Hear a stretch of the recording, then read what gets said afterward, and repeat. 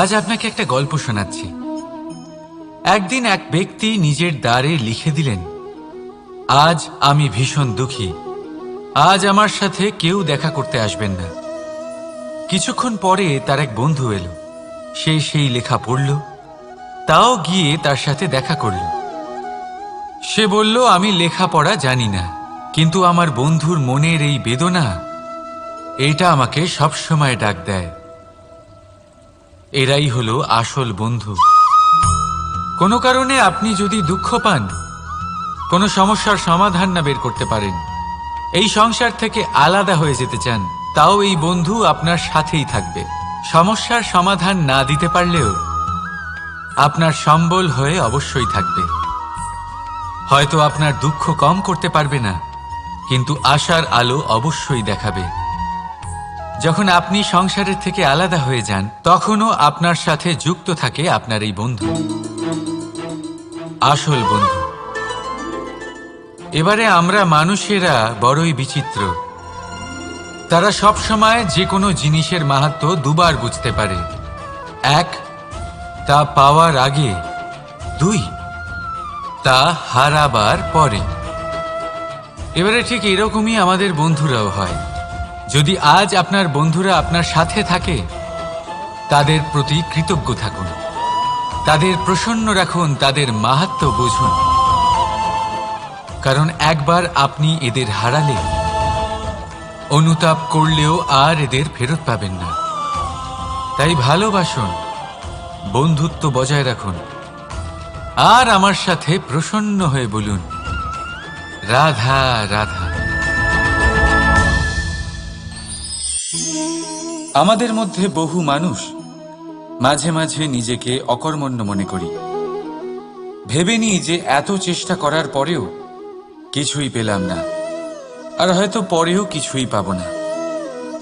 আর সেই জন্য নিজের জীবনের সমস্ত বোঝা অন্য কারোর কাঁধে চাপিয়ে দিই, নিজের ওপরে বিশ্বাস হারিয়ে ফেলি। কেন বুঝতে পারেন না এই কথাটা? যে যতক্ষণ না পায়ে কোনো কাঁটা ফুটবে, ব্যক্তি কি করে বুঝতে পারবে যে এরপর থেকে নিচে তাকিয়ে চলতে হবে?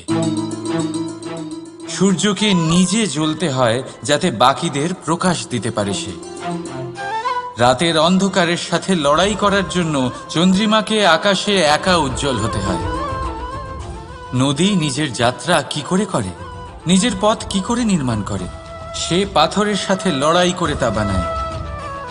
যদি স্বয়ং আপনি নিজের সাহায্য করতে অক্ষম হন, তাহলে নিশ্চিতভাবে আপনার এই জীবন ব্যর্থ হয়ে যাবে।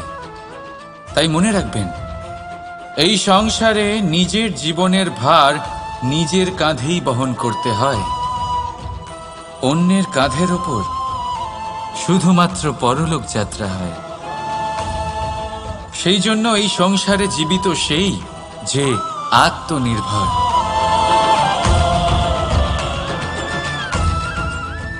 রাধা রাধা। সময়, কথায় বলে সময়ের পূর্বে কিছুই হয় না।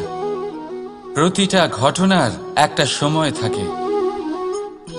সময়ের আগে না সূর্যোদয় হয় আর না সূর্যাস্ত হয়। সময়ের পূর্বে গাছে না ফুল ফোটে না ফল ধরে। কিন্তু একটা কথা ভেবে দেখুন, যদি বর্ষা আসার আগে কৃষক ভূমিকে না প্রস্তুত করে, বীজ রোপণ না করে, তাহলে কি ফসল ফলবে? যদি কোনো যোদ্ধা যুদ্ধের পূর্বে নিজের অস্ত্রের ধার না দেয়, তাহলে সে যুদ্ধ কি করে লড়বে? এর মানে এটাই হলো যে সময় আপনার যখন আসার তখন অবশ্যই আসবে, কিন্তু ততক্ষণ এটাও গুরুত্বপূর্ণ যে আপনি নিজেকে তার জন্য তৈরি রাখুন। কারণ এই সুযোগ, এই কথাটা শুনতে যত ছোট, এটা আসেও ততটা কম সময়ের জন্য, তারপর চলেও যায়। এবার যদি সুযোগ আপনার হাতে আসে আর আপনি তার জন্য তৈরি না থাকেন, তাহলে আপনি সাফল্য কি করে পাবেন? তাই আপনি সঠিক সময়ের জন্য অপেক্ষা করুন, সেই সুযোগের জন্য অপেক্ষা করুন, কিন্তু ততক্ষণ নিজের চেষ্টার দ্বারা নিজেকে আরো সক্ষম করে তুলুন। কারণ সাফল্য আপনার জন্য অপেক্ষা করছে, শুধু আপনি তার জন্য তৈরি থাকুন। রাধা রাধা।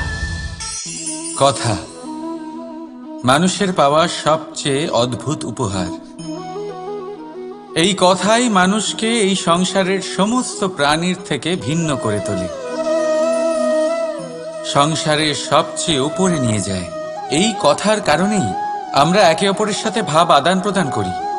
আমি আমার মনের ভাবনা অন্য কাউকে ব্যক্ত করতে পারি, অন্য কেউ তাদের ভাবনা আমাকে ব্যক্ত করতে পারে। এই কথাই আমাদের সবচেয়ে বড় ঢাল। এবারে দেখুন, আপনি নিশ্চয়ই লক্ষ্য করেছেন কারোর কথা মধুর হলে লোকে তাকে ভালোবাসে, তাকে নিজের বন্ধু বানায়। সেইভাবেই যদি কারোর কথা কঠোর হয় তাহলে লোকে তাকে ঘৃণা করে, তাকে নিজের শত্রু মনে করে। এই কথাই ভাষা হয়ে আমাদের ইতিহাস রচনা করে। তবে আমরা কি সত্যি বাণীর বিষয়ে অতটাই ভাবি যতটা আমাদের ভাবা উচিত? ভেবে দেখুন, মানুষের কথা বলতে শিখতে কত সময় লাগে। কোনো বালক 1.5 বছর বয়সে কথা বলতে শেখে, কেউ 2 বছরে, কেউ 3। এবার দেখুন, মানুষ 1.5 বছর বয়সে কথা বলতে শিখে গেলেও তার কি বলা উচিত এটা সারা জীবনেও শিখতে পারে না। এর উপরে মনোনিবেশ করুন, এটা বোঝবার চেষ্টা করুন কি বলা উচিত। নিজের কথা শুদ্ধ করুন, নিজের কথা মধুর করুন, আর সেই মধুরতার সাথে আমার সঙ্গে বলুন, রাধা রাধা। এই লক্ষ্য আসলে কি? এই লক্ষ্য তাই যা আমরা পেতে চাই। এই সংসারে সুখী কে হয়? সুখী সেই যে তার লক্ষ্য পেয়ে গেছে। দুঃখী কে হয়? দুঃখী সেই যে তার লক্ষ্য এখনো পায়নি। এবারে প্রশ্ন এখন এটাই যে লক্ষ্য সবাই পেতে চায়, লক্ষ্য পাওয়ার জন্য সবাই প্রাণপণ চেষ্টাও করে, তাহলে সবাই তাদের লক্ষ্যে পৌঁছতে পারে না কেন? ঠিক আছে, কোথাও না কোথাও কিছু না কিছু কমতি থেকেই যায়, যাই বাধা থাক। আজকে আমি আপনাকে একটা উপায় বলবো এই লক্ষ্য পাওয়ার জন্য। একটা কাগজ নিন, তাতে একটা চিহ্ন বানান, সেটাই হবে আপনার লক্ষ্য। এবারে সেই লক্ষ্যে পৌঁছানোর একটা পথ বানান। এবারে এই যাত্রাকে ভিন্ন ভিন্ন ভাগে বিভাজন করে দিন। এবারে এটা হলো আপনার পরিকল্পনা। এবার এই পরিকল্পনা ক্রমানুসারে আপনি পালন করতে থাকুন, এটাই হবে আপনার চেষ্টা। এবার এইভাবে যদি আপনি চেষ্টা করতে থাকেন, যাই আপনার কল্পনা হোক না কেন তা বাস্তব অবশ্যই হবে। তাহলে এই কল্পনাকে বাস্তবে রূপান্তরিত করুন। এইভাবেই নিজের পরিকল্পনা পালন করতে থাকুন। আপনার যাই কল্পনা থাকুক বা যাই লক্ষ্য থাকুক, তা বাস্তবে পরিণত হয়ে আপনার হাতে অবশ্যই আসবে। রাধা রাধা। বাবার এক মিত্র ছিলেন, বড়ই দুঃখী ছিলেন, বিপদে পড়েছিলেন। কি করবেন? ব্যবসা ভালোভাবে চলছিল না, বাড়িতে শান্তি ছিল না, সমস্ত জায়গায় ক্ষতি হচ্ছিল। তাই উনি একজন জ্যোতিষীকে দেখালেন। জ্যোতিষী বললেন, আপনার যে বাড়ি আছে সেটা আপনার জন্য অশুভ, আপনার এই বাড়ি পাল্টে ফেলুন। উনি বাড়ি পাল্টে ফেললেন, তবুও ওনার সমস্যার সমাধান হলো না। তারপর একজন জ্ঞানী ব্যক্তি ওনাকে বললেন যে আপনার জামা কাপড়ের যে রং সেটা বিপদকে আমন্ত্রণ জানাচ্ছে, এই জামা কাপড়গুলিকে পাল্টে ফেলুন। উনি সেগুলো পাল্টে ফেললেন, তাও সমস্যার সমাধান হলো না। আবার একজন জ্ঞানী ব্যক্তি বললেন যে আপনার আশেপাশে যে মানুষজন রয়েছে তারা এটা চায় না যে আপনি সফল হন, তারা আপনার ক্ষতি চায়, তাদের সাথে সমস্ত সম্পর্ক ভেঙে ফেলুন। তো উনি সম্পর্ক ভেঙে ফেললেন, কিন্তু তাতেও ওনার জীবনে কোনো পরিবর্তন এলো না। তার মানে তিনি বাড়ি পাল্টালেন, জামা কাপড় পাল্টালেন, সম্পর্ক পাল্টালেন, যেটা পাল্টালেন না তা হলো স্বভাব। এই যে স্বভাব, এটা অত্যন্ত গুরুত্বপূর্ণ। এই স্বভাবই আপনার ব্যক্তিত্ব তৈরি করে।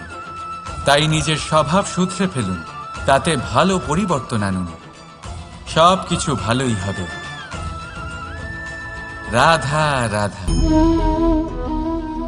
ক্রোধ।